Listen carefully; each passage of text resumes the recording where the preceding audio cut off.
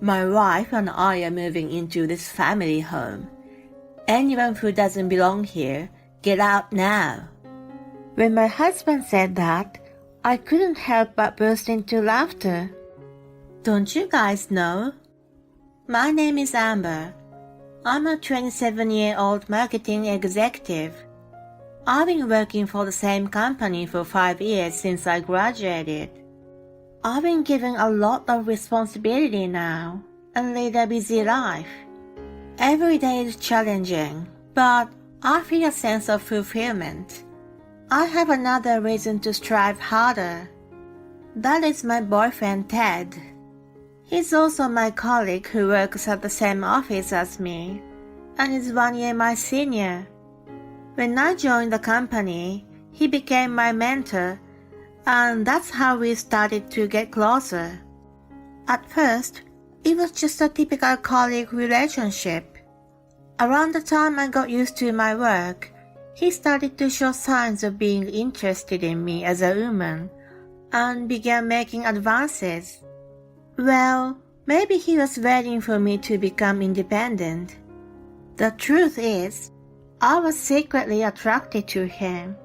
So I was thrilled when he confessed his feelings to me. By the time I turned 25, in my third year as a career woman, we officially started dating. We kept our relationship a secret from our colleagues. I was happy to see each other every day at work, and it was fun to go on dates after work or on weekends. It was delightful to have a good balance of work and private life. Our relationship was smooth sailing. Both of us were good at separating work and personal life, and we fulfilled our work responsibilities diligently. When both of us had a lot of work, we would stay late together and divide the tasks. I think we had a very good relationship in that sense. Then one day, someone at work found out that we were dating. It happened when we were walking together in the city on Valentine's Day. One of our coworkers saw us holding hands. Well, even without that, it wouldn't be surprising for people to assume we were dating since it was such a day. Although they teased us at first, everyone was supportive of us, saying we were a well-suited couple. It also helped that we both worked hard at our jobs without mixing our personal or professional lives. Since we produced good results, our superiors didn't say anything special about it. Thanks to that, we were able to continue our relationship smoothly. And then, after 2 years of dating, he finally proposed to me. "No matter how I envision my future, I always see you by my side. So I want you to walk through life with me. Will you marry me?" Yes. I was overjoyed by his wonderful proposal so much, so that I almost fainted with happiness. I spent some time gazing at the engagement ring and couldn't stop smiling. We immediately went to meet each other's parents. First, we headed to his parents' house. "Very nice to meet you. I'm Amber." "Wow, you're beautiful." "That's very lucky." "Oh, you're too nice." No, you don't have to be modest." "That's right, that's really lucky." "Hey, you guys are putting me down too much, don't you think?" His parents were very friendly, kind and funny. Their smiles never fazed, and we had a pleasant time from start to finish. "Your parents are so nice." "I'm glad to hear you say so." "It's my turn now, isn't it?" "I'm nervous to meet your father."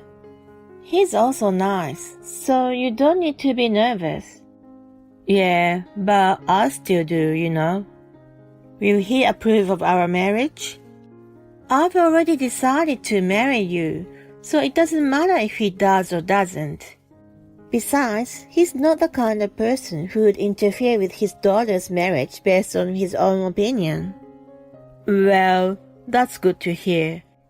He seemed a little relieved but still quite nervous. Then a few days later, the day came for us to visit my parents. Did you sleep last night? I know you're teasing me, right?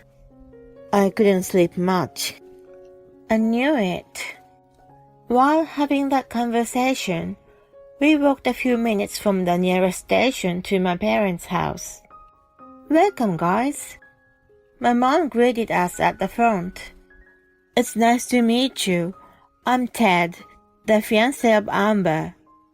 Oh dear, you seem so nervous. Yeah, he is. When my mom and I started laughing, he joined in and seemed to ease his tension a little. As we headed to the living room, my dad was waiting for us. Ted introduced himself politely, just as nervous as before. My dad welcomed him with a genuine smile. Nice meeting you too. I'm new. Seeing him return the greeting warmly, Ted seemed to relax a bit. From there, we carried out our conversations cheerfully. Ted, please take good care of our daughter. Yes, of course I will. They shook hands firmly. I watched them with a smile, feeling delighted. Afterward, we proceeded with the preparations for the wedding. During that time, we had dinner with both families. There was a cheerful exchange between the parents from both sides. Amidst that, there was another person from my side of the family who was meeting Ted and his parents for the first time. Hi, I'm Sarah. Nice to finally meet you. You're a pretty good-looking guy. That was how my sister introduced herself to Ted. She's 5 years younger than me and was a 22-year-old college student then.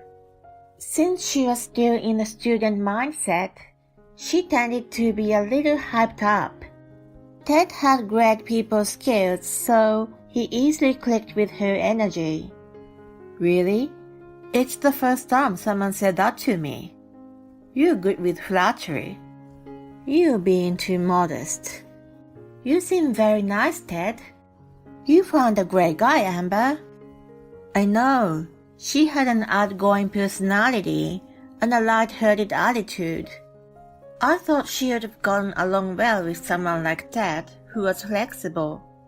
Since he was an only child and had no siblings, I wanted him to enjoy having a sister too. The dinner with the two families went without a hitch and ended pleasantly. A few months later, Ted and I held our wedding. We had many discussions and put a lot of effort into the planning, so we were quite pleased that it turned out exactly as we had hoped. Our colleagues and friends seemed genuinely happy for us, which made us feel truly blessed. Right after the wedding, we went on our honeymoon, and upon our return, we started our newlywed life. I was exalted to live with my beloved husband. Every morning when I woke up, he was by my side, and he was there when I went to sleep as well. Moreover, since we worked at the same company, we commuted together. It was like a dream to be with him all the time. As we were both busy, we shared the household chores. He liked cooking and was better than me. Even with simple dishes like mac and cheese or grilled salmon, he added a little extra touch, making them incredibly delicious. I felt fortunate to have a husband who was not only an excellent cook but also brought me joy. We collaborated and handled chores while fulfilling our respective jobs. Our colleagues praised us as an admirable couple. When we were not working, we mainly indulged in our shared hobby of watching movies. We loved foreign films and enjoyed 2 or 3 a day. We watched a considerable number of movies throughout the year. What shall we watch next weekend? I often browse movie review websites during my lunch break. Our married life was filled with simple happiness. However, around 3 years into our marriage, something happened that changed everything. It was on a weekend. When the doorbell rang, I thought it was a delivery, but the person standing outside the door was someone unexpected. It's been a long time, Amber. Sarah, why are you suddenly here? Can you let me stay here tonight? Huh? She showed up out of the blue. Not only that, she was asking to stay the night. I mean, it's a bit too sudden, don't you think? Please, I have nowhere else to go. What do you mean? I couldn't understand the meaning behind her words. And just then, Ted emerged from the living room. What's going on? Oh, Sarah, long time no see. Hey, Ted. Why are you guys talking at the door? Come inside. He then took her luggage and led her into the living room. You're so kind. I was hoping to end the conversation at the entrance. I was certain that if she came inside, she would have definitely stayed the night. Sarah, tell me the rest of what you were saying just now. What do you mean you have nowhere else to go? After graduating from university, she got a job and started living on her own. She should have had a place to go back to. I couldn't afford to pay the rent. How come? What about your job? It didn't work out, so I quit. You had finally landed a job after struggling, and it lasted for 3 years, right? You could have continued for a bit longer. Oh, I quit that job a long time ago. I was working part-time. Hold on. How long did you stay at your full-time job? Until a bit before Thanksgiving. That's only about a month. Why didn't you tell me something so important? Don't get upset like that, will you? When she went to our parents first and told them everything, she was fiercely scolded by Dad, then kicked out. Of course he'll be angry. How selfish are you? Okay, let's just calm down. She must have been going through a lot and made that choice. It's unfair to just get angry at her. Ted tried to take a neutral position, but that would have only made her take advantage. You're so cool. No one has ever stood up for me. Thanks. Well, it's not like... Please, Dad, let me stay here tonight. She pleaded him with Bambi eyes. Then, without hesitation, he said, Sure, why not? All I could do was exhale deeply in resignation. Yay, thank you.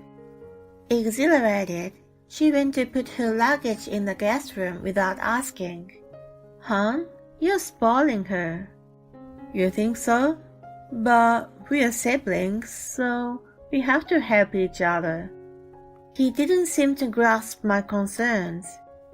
I knew she would have never wanted to leave our place. My intuition was right, and she stayed for a while. You're an amazing cook, Ted. Really? Thank you. Ted never asked her to leave, and they always seemed to enjoy their meals together. Even when I told her to leave soon, she wouldn't listen. When I spoke to Ted about it, he said it was lively and fun. I had no choice but to talk to my parents. They were so mad that they immediately came to our house. Sarah was taken aback by their sudden visit. Dad gave her a harsh scolding, which made her finally reflect on her actions. She decided to leave soon, and at last I was going to be free from her. But then came the drama. I had just returned home from a 3-day business trip. When I entered the house, Sarah's jackets were gone from the closet. There was no luggage in the guest room either. I thought she must have left while I was away. I went to the dining room and found a letter on the table. I expected it to be from her. I picked it up and was absolutely stunned when I read the contents. "I'm sorry, Amber. Sarah's leaving, so I decided to go with her." "You've got to be kidding me." I couldn't help but let out a small cry. I rushed to Ted's closet only to find it empty. My sister and my husband had eloped together. I called and messaged both of them several times to no avail. I crumbled down to the floor. They had been having an affair under my roof. He had chosen Sarah over me. All of those were like a kick in my gut, and I didn't think I could recover from the immense pain. I called my parents and asked them to come over right away, and also sought advice from the police. However, I was told that I couldn't find a missing persons report, and I lost hope of locating them. I found out that Ted had resigned from his job while I was on a business trip. And just like that, he disappeared from the office. Soon after, I received the divorce papers in the mail. I desperately tried to find them, but it seemed impossible. I reluctantly signed the papers and submitted them, pretending to be a complete stranger to my husband. I hoped that I'd never have to go through such a painful experience again. People around me sympathized with me, understanding how cruel Ted had been. Work became the only way to distract myself from the pain. I focused solely on my work from then on. 10 years passed in the blink of an eye. I was still working as hard as ever. Then one day, unexpected visitors showed up at my house. "Hi, Amber. We're back." We had nowhere else to go, so we came here. Unbelievably, Ted and Sarah appeared after 10 years. I wondered what their intentions were. The house they came to was my parents'. They shamelessly showed up without a trace of embarrassment. I took a deep breath. "It's pointless for you to have come." They refused to listen to me and tried to rely on my parents. Dad will forgive us after 10 years, don't you think? Ted's parents are still mad, so we couldn't go to their house. But my parents will be different. "We'll move into this house. Anyone who doesn't belong here, get out now." When Ted said that, I couldn't help but burst into laughter. "Don't you guys know? Mom and Dad have already retired to the countryside.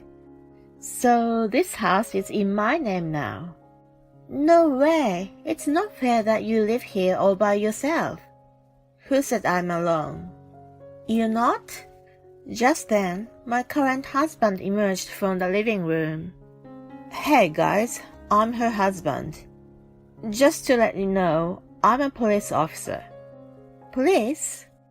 Not only surprised by the unexpected presence of my husband, but they were flustered upon learning about his profession.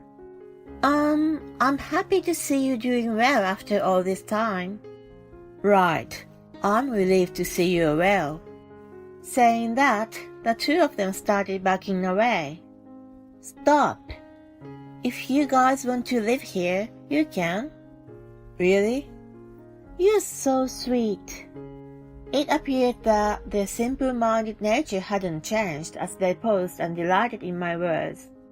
"But only if you pay for the upcoming full renovation." "That's impossible, obviously."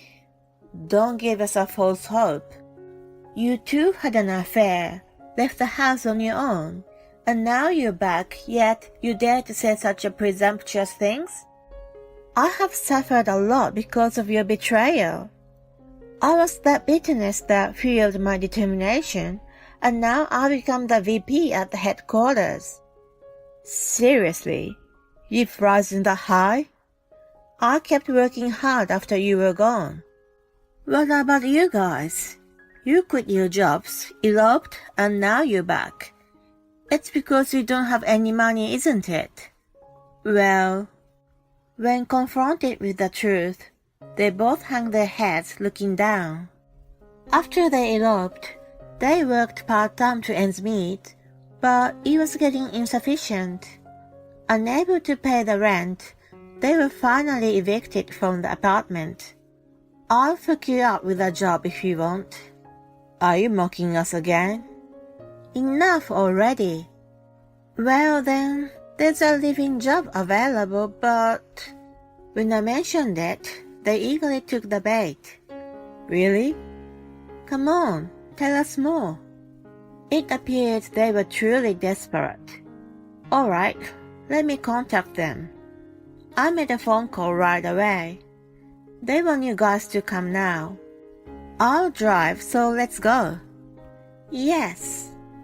My husband and I got into the car and took them to the location. It was a farmhouse where my parents and uncle lived. Could this be... Yep, Sarah. You, what are you doing showing your face here now? And you, I won't forgive you for betraying Amber. When we arrived, Dad approached the two of them in a rage. They cowered in terror in his menacing look. My husband and I removed their belongings from the trunk and go back inside the car. What are you doing, Amber? Where are you going? We have no business here, so we are going home. Good luck with the farm work. Wait. We left them behind. They are now disciplined by my parents and uncle, enduring daily lectures and forced to do farm work. I hear they are mentally and physically exhausted with lifeless expressions on their faces. I truly think it serves them right. On the other hand, I am happily living with my husband. I intend to continue working through life with my reliable partner.